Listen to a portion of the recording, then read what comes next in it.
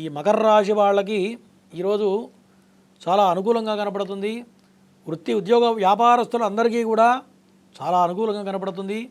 కాకపోతే సప్తమ స్థానంలో కుజగ్రహం ఉండటం వల్ల మరి కుటుంబపరంగా ఏవైతే నిర్ణయాలు తీసుకుంటారో ఈ విషయాల్లో కొంత జాగ్రత్త అవసరం. విద్యార్థులు పోటీ పరీక్షలు రాసే వాళ్ళు కూడా కొంత జాగ్రత్తగా ఒళ్ళు దగ్గర పెట్టుకొని పరీక్షలు రాయడం అనేది ప్రధానంగా చెప్పదగ్గ సూచన. తర్వాత తల్లికి కొంత అనారోగ్య సూచనలు కనపడుతుంది. అనుకోకుండా అనుకోని ఖర్చులు మీద పడే అవకాశాలు కనపడుతున్నాయి. కాబట్టి ఈ చెప్పిన వ్యవహారాల్లో ప్రతి విషయంలో ఆచితూచి అడుగులు వేయడం అనేది ప్రధానంగా చెప్పదగ్గ సూచన యొక్క మకర రాశి వారికి. ఈ మకర రాశి వారికి అదే సమయంలో పంచమాధిపతి అయినటువంటి శుక్ర భగవానుడు ఉచ్చస్థితిలో ఉండడం వల్ల వృత్తి ఉద్యోగ వ్యాపారస్తులందరికీ కూడా చాలా అద్భుతంగా ఉంటుంది.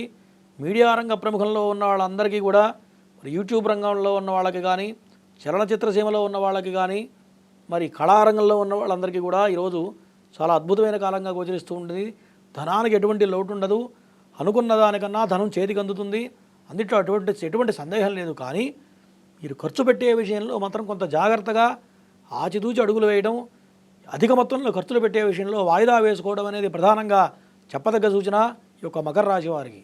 ఈ మకర రాశి వారికి ఈరోజు ఖర్చులు మొత్తం కంట్రోల్ కావాలి అన్నట్లయితే ఓం శనేశ్వరాయ నమః అన్న మంత్రాన్ని స్మరించడం, నీలిరంగు వస్త్రాలను ధరించడం, మరి ఈశ్వరార్చన చేయడం వల్ల ఈరోజు మొత్తం కూడా అనుకూలంగా ఉండబోతుంది ఈ యొక్క మకర రాశి వారికి.